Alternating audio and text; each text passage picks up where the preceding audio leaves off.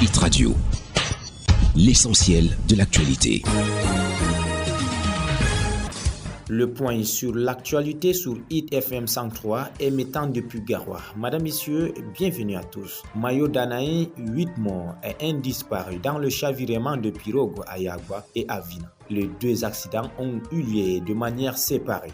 Le premier est intervenu sur le fleuve Logon lorsque 6 passagers partis de Bongor au Tchad pour Yagua ont été emportés par un fort courant provoqué par des pluies torrentielles. Cet accident a causé la mort de 5 personnes. Leurs corps sans vie ont été repêchés. Une 6e victime reste introuvable. À Ouina, un autre drame s'est joué lorsque des hippopotames ont attaqué une pirogue transportant 7 personnes. L'attaque a entraîné la noyade de 2 passagers. Les hippopotames, à cause de la profondeur des eaux, rejoignent régulièrement les rives et posent de graves menaces, a expliqué le maire de Ouina, Tobokpi. Un élève de première est décédé mercredi matin en se rendant à l'école à bord d'un pirogue qui a chaviré dans les eaux à Yagua.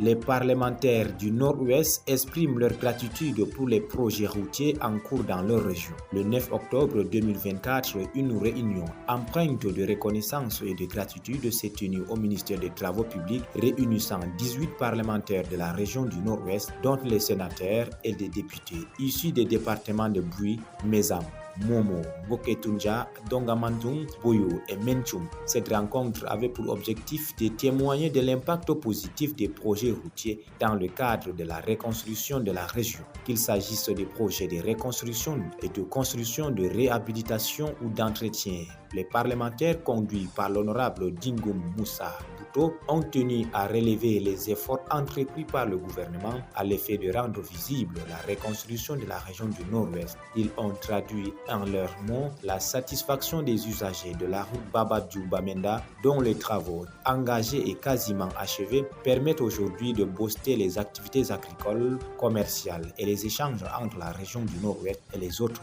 régions.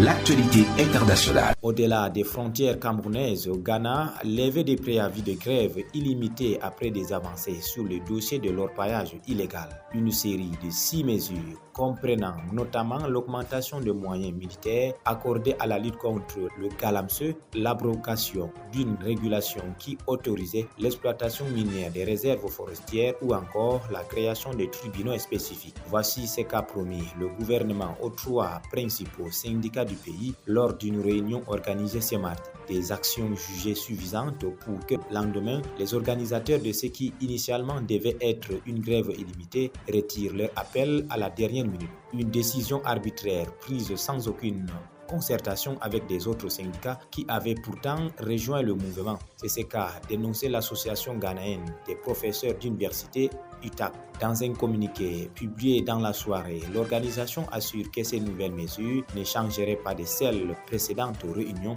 à l'issue de laquelle l'appel à la grève avait pourtant été maintenu. L'UTAC et d'autres organisations professionnelles ont annoncé ce mercredi soir se réunir pour établir d'éventuelles actions sans le soutien des principaux syndicats. Mali, suspension du procès lié à l'avion présidentiel et aux équipements militaires surfacturés. Les représentants de l'État de Mali, floués tout comme le parquet, estiment que le dossier n'est pas complet. Après des années d'enquête de procédure classée en 2018 puis relancée en 2020 et après une dizaine de jours de procès au cours desquels de nombreux témoins ont défilé à la barre, le contentieux de l'État et le ministère public demandent de nouvelles auditions, notamment celles de 2 anciens Premier ministre. Il exige aussi que des documents manquants soient produits.